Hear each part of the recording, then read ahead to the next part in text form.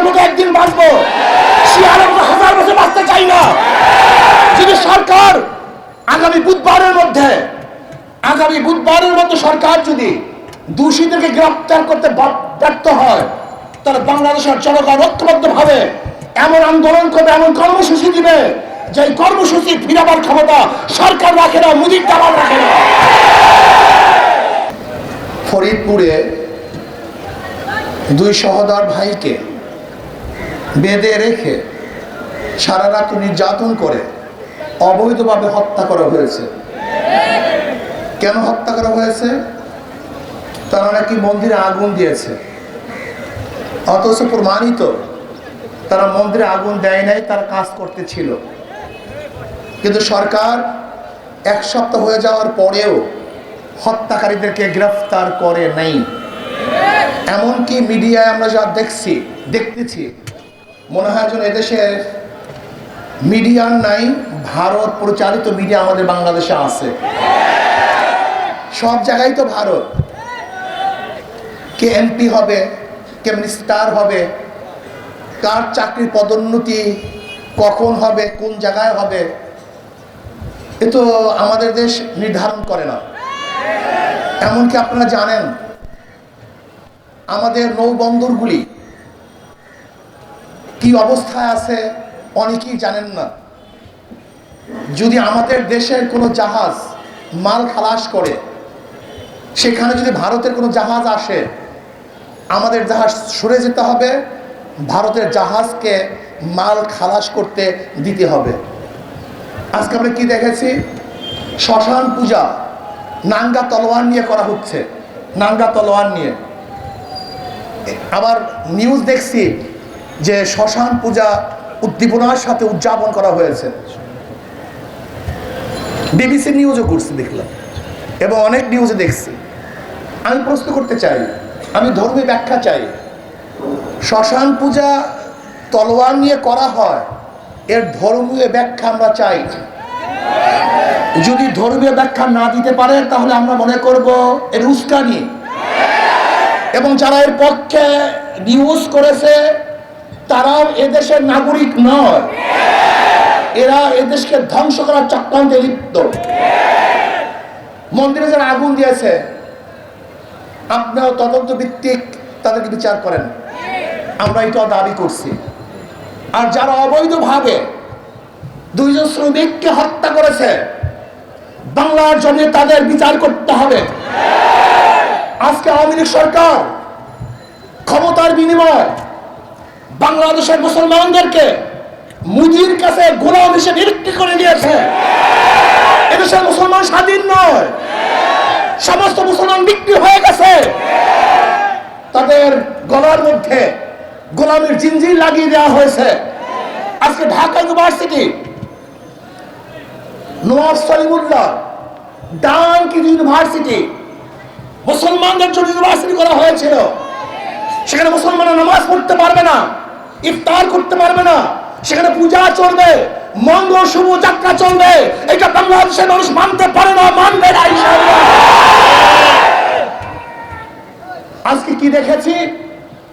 হিন্দু পণ্ডিতরা বক্তব্য দিচ্ছে যে 20-30টা তলোয়ার নিয়ে, 100 তলোয়ার নিয়ে যদি দাঁড়িয়ে যাওয়া হয়। শোনেন বক্তব্য, কেন? এর কারণটা কোথায়? এই বাংলাদেশ কখনো কোনো অবস্থাতেই সাম্প্রদায়িক সৌহার্দ্যতা বিনষ্ট হয় নাই, আমরা হতে দিতে পারি না।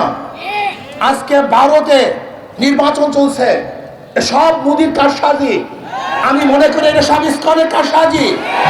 এদেশের সাম্প্রদায়িক দাঙ্গার ভিত্তিতে ওই দেশে তারা ভোট ক্যারি করার এইটার ষড়যন্ত্র আওতায় নিয়ে আসছে। সব জায়গায় র, আপনি যান মিডিয়ায়, সেখানে র বসা। আপনি যান প্রাইম মিনিস্টারের কার্যালয়, সেখানে র বসা। আপনি যান সব জায়গায়, সেখানে সব র। তাহলে কেন এই দেশটাকে স্বাধীন করেছিলাম? আমরা স্বাধীনভাবে থাকতে চাই, গোলাম হিসেবে থাকতে চাই না, গোলাম হিসেবে আসতে চাই না। আমি মনে করি এই সরকার জনগণের সরকার নয়, বর্তমান সরকার আওয়ামী লীগ সরকার মোদী কর্তৃক নিয়োজিত সরকার। কাজে মোদী কর্তৃক নিয়োজিত সরকার বাংলাদেশের জনগণ দেখতে চায় না, দেখবে না ইনশাআল্লাহ। আজকে শিক্ষার ব্যবস্থার অবস্থা দেখেন। কালকে রাত্রে দেখলাম সেখানে বিভিন্ন পূজা আশ্রয়ের কথা নিয়ে আসা হয়েছে। আজকে আমাদের কোমলমতি বাচ্চাদেরকে ড্যান্স গান শিক্ষা দেওয়ার সম্পূর্ণ ব্যবস্থা করা হয়েছে। আজকে কোমলমতি বাচ্চাদেরকে কিভাবে প্রেম করতে হবে, বন্ধুদের সাথে কিভাবে হাত ধরে হাঁটতে হবে, সেই শিক্ষা দেওয়ার জন্য তারা প্রস্তুতি গ্রহণ করেছে এবং শিক্ষার সিলেবাসের মধ্যে তাও নিয়ে এসছে। কি বলতেছে? এইভাবে দেশ চলতে পারে না। আজকে আপনি দেখেছেন যে খাগড়াছড়িতে মৈত্রী সেতুর নামে ভারতের সাথে বিশাল সেতু করা হয়েছে। আজকে বিবাড়িয়ার থেকে বিশাল রোড ভারতকে দেওয়া হয়েছে। তার মানে তো এরকম মনে হয় যেন অচিরেই ভারত এদেশ কন্ট্রোল করবে, এদেশ শাসন করবে, সেই পূর্ব প্রস্তুতি চলতেছে। আমি বলবো আওয়ামী লীগ সরকার, আপনি ক্ষমতার জন্য গোলামি করতে পারেন, কিন্তু বাংলাদেশের জনগণ ভারতের গোলামি করবে না, করতে পারে না। যদি রক্ত দিতে হয় আমরা রক্ত দেব, জীবন দিতে হয় জীবন দেব, জেল খাটতে হয় জেল খাটবো, কিন্তু বাংলাদেশের জনগণ কোন দেশের গোলামি করবে না, করবে না, করবে না ইনশাআল্লাহ। আমরা পাকিস্তান থেকে স্বাধীন হয়েছি, তার আগে ভারত থেকে স্বাধীন হয়েছি। প্রয়োজনে এই স্বাধীনতা রক্ষা করার জন্য আরেকবার ইনশাআল্লাহ আন্দোলন করব, সংগ্রাম করব, এই তালা সরকার উৎখাত করবই করবো ইনশাআল্লাহ। কাজী যদি আগামী বুধবারের মধ্যে দোষীদেরকে গ্রেফতার করতে সরকার ব্যর্থ হয়, আগামী শুক্রবার বাংলাদেশের প্রত্যেকটা জেলার এবং প্রত্যেকটা মহানগরী ইসলামী আন্দোলন বাংলাদেশ জনগণকে সাথে নিয়ে বিক্ষোভ মিছিল প্রদর্শন করবে ইনশাআল্লাহ।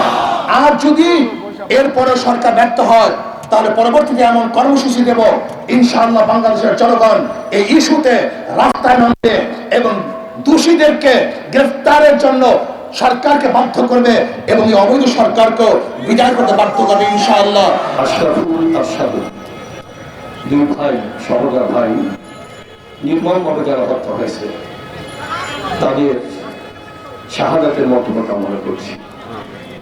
এরপর তাদের বাবা মা সহ আপনজন, আল্লাহ পাক তাদেরকে ধৈর্য ধারণ তৌফিক দান করেন। আমরা কয়েকদিন পরে ভুলে যাবো হয়তো, কিন্তু তাদের বাবা মা বলতে পারবে না। তো চলতেছে কি দেশে, এদেশের মানুষ যারা সচেতন তারা অত্যন্ত চিন্তিত।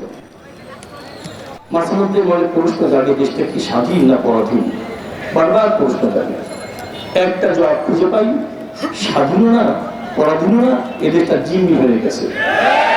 কোটি কোটি মানুষ জিম্মি হয়ে গেছে, এমনকি প্রশাসনের ভাইয়েরা তারও কিন্তু জিম্মি হয়ে গেছে, এমনকি আদালতও জিম্মি হয়ে গেছে। আর দেশটা কোন দেশের কাছে জিম্মি, এটা একজন নাবালক ছেলের কাছে জিজ্ঞেস করে বলতে পারবে। এই জিম্মি দশার থেকে আমাদের বাঁচতে হবে, আমাদের অধিকার নিয়ে চলতে হবে। কারা এই অগ্নিকাণ্ড ঘটালো তাদের তদন্ত করে বের করতে হবে।